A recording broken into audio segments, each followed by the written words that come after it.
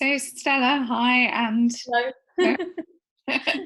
thank you so much for joining me. I don't know if you would like to maybe introduce yourself. I'm sure a lot of people know who you are already. I'm sure a lot don't. Okay, my name is Stella Duffy. I am the co-director and co-founder of an organisation called Fun Palaces, and we, in normal times, support local communities to co-create their own cultural and community events. By culture, we mean art, science, craft, tech, digital heritage, and sport. Basically, anything that brings people together. And the way that we encourage people to do this is by sharing skills. So, Emily, if I were to ask you, what is your, we call it a secret skill. So it's not necessarily the job that you do. In fact, we really encourage people not to share their job in a fun palace. I mean, they're welcome to. If they're an astrophysicist and they want to share some astrophysics with their local community, that's amazing. But actually, it might be something else that they're passionate about or really enjoy, not necessarily, world class in it, but just something they like. So for me, yoga is my big other thing. I'm also a novelist, but I wouldn't share my, I might do a little writing workshop. But I really like yoga, and yoga is very hands-on, and I think for me it benefits everything else I do. So in a fun palace, I might teach, 2 simple yoga exercises, perhaps one for waking up in the morning and one maybe for dealing with anxiety, particularly at the moment. So what would be your secret skill? When you said it, my mind kind of panicked a little bit because everything I do is writing. Yep. It comes down to writing. But I did used to be a cheerleader. Oh God, that's so Fun Palaces. That's so cool. Okay, so is there a thing you could teach me, just one-to-one, a cheerleading skill, one thing that you could teach me? I could teach you to make your own pom-poms. Very good. Okay, so we love this sort of thing in Fun Palaces. I could teach you to make pom-poms out of recycled plastic bags. Even better, right? Seriously, over 30% of Fun Palaces last year did really big, important stuff around green ecology. So what it is it's people sharing their skills, but also sharing something they care about, right? So the minute you talk about recycling, then there might be a neighbour that maybe you don't know, but they're really involved in something very important, but they don't necessarily tell you that when you're waiting at the bus stop.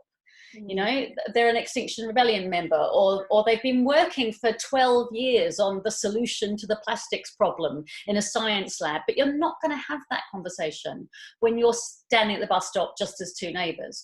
But in a fun palace, when you teach me something, it's partly because we start using our hands or our bodies, right?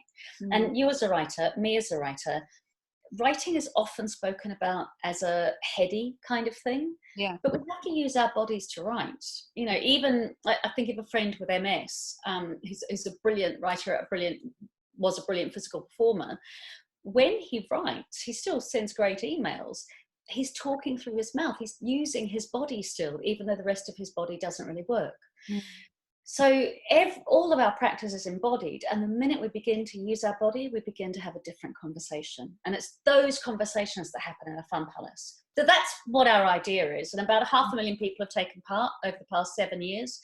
Last year, there were 391 fun palaces, the majority in the UK, but also in Norway and Denmark and Greece and New Zealand and Australia and America and Canada and loads of places. That's really awesome. Yeah, it is. It's really awesome.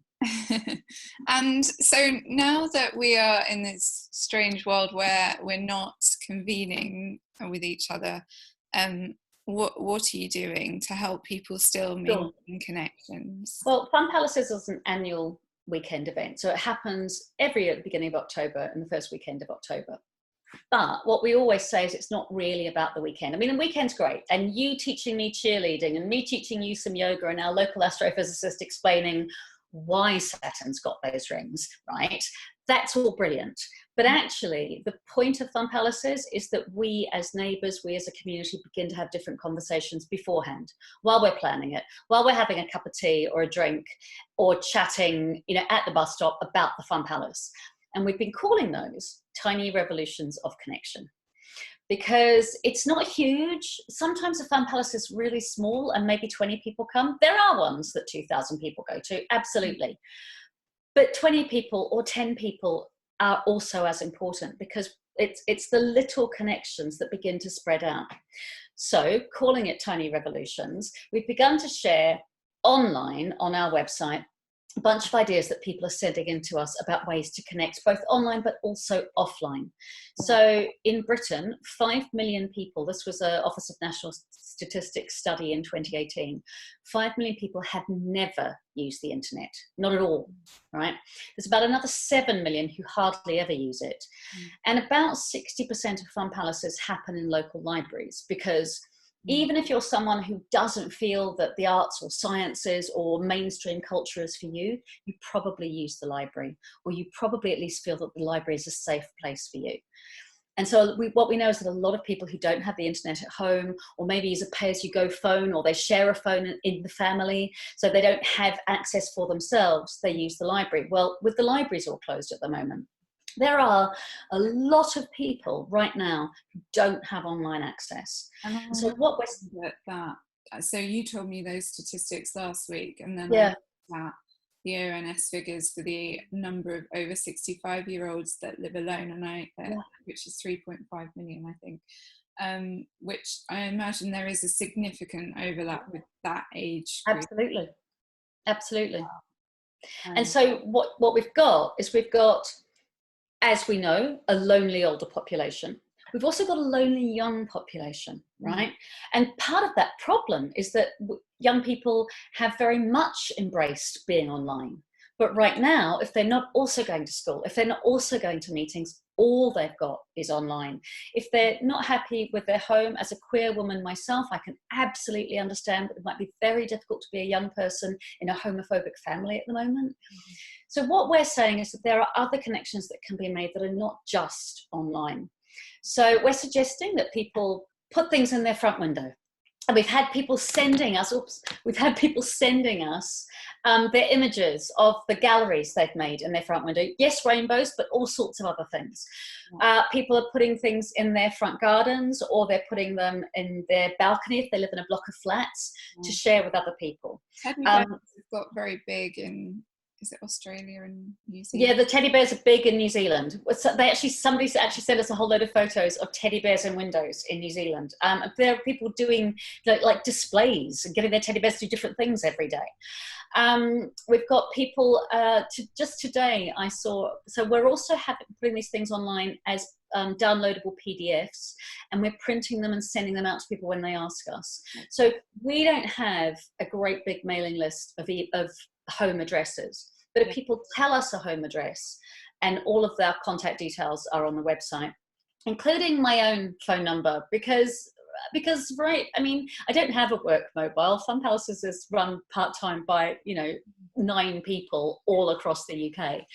I don't have a work phone. I'm working from home anyway. If someone needs to ring me up and says, please can you post this to my nana, of course I can, So if I'm watching this video on YouTube, what's in it for me? What tiny connections can I make? Sure. Why will that, why, from I guess a psychological or coaching perspective, why will it help me? Sure. Okay. So I did one. Now, for the past 7 years, I'm a novelist and a theatre maker, right? But we accidentally started Fun Palaces, and it took off, and I've become the person who, with Sarah Jane, runs Fun Palaces for 7 years now. But I don't make a Fun Palace. I support the people who do. I run the workshops, I do the talks, I give the big speeches, I encourage people. But I don't do the thing, because it's not me. Anyway, I did the thing. I made one of the Tiny Revolutions activities, which was suggested to us by Tamina Goska, who's a museums consultant in Cornwall. And she said, putting poems out in a pot plant on the front, on the balcony or the front garden, where people are going to go by. And I washed my hands before I did them, and I washed my hands before I printed them up, and I put them on little spikes, and there were loads of different poems, and I probably put about 30 out over about 3 days.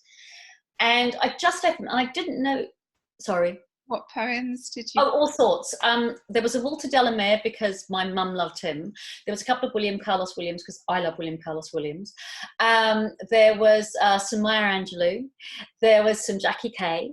There was a couple of A.A. Milne because I don't know what age people are going to pick them up. So I did a really eclectic selection. Yeah. And there was 9 little, I used barbecue skewers. I did wash everything beforehand, right?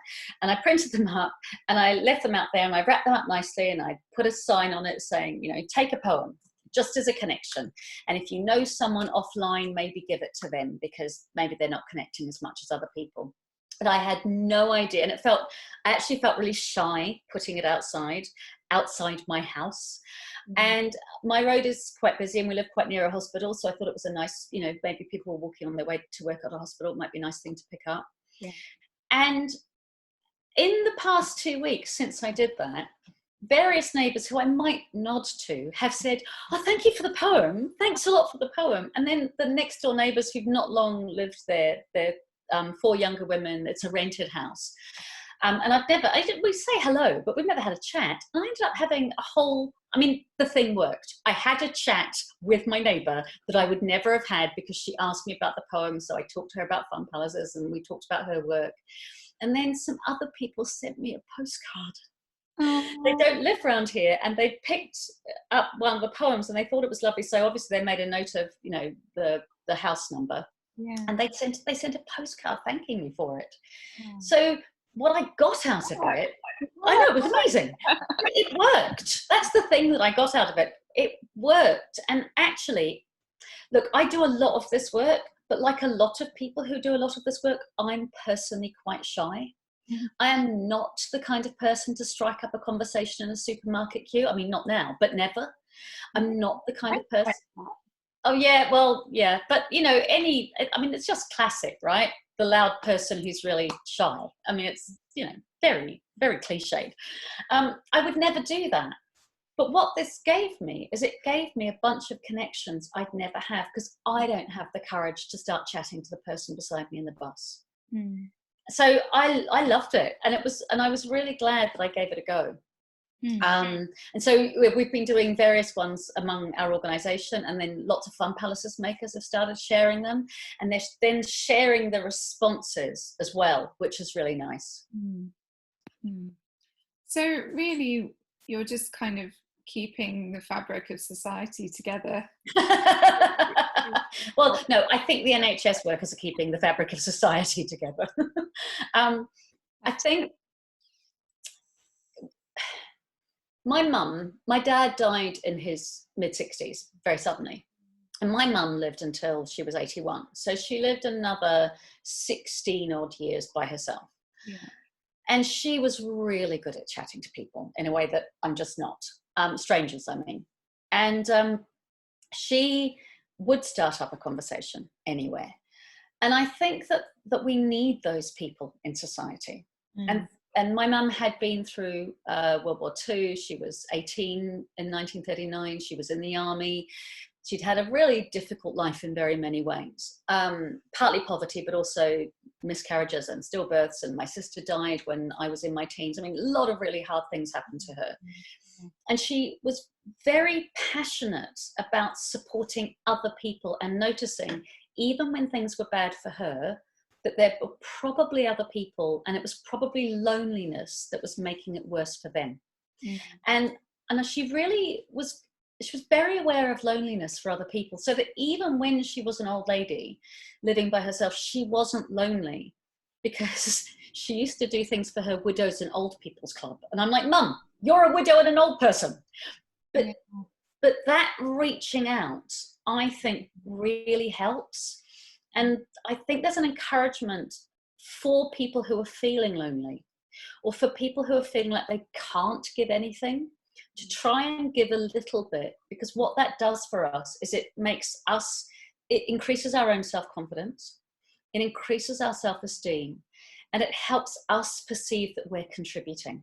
So even when things are really difficult, to be able to contribute even a little bit makes a massive difference. And it takes you out of your own head as well, and stops you kind of circling around on how you're feeling, and you start thinking about how other people might be feeling. Absolutely. Yeah, I've had in my teens, I had a lot of depression and anxiety problems, and then I've had breast cancer twice, and both times has resulted in some quite heavy depressions afterwards. Perfectly understandably, you know, the body's changed, the mind's changed, it's huge.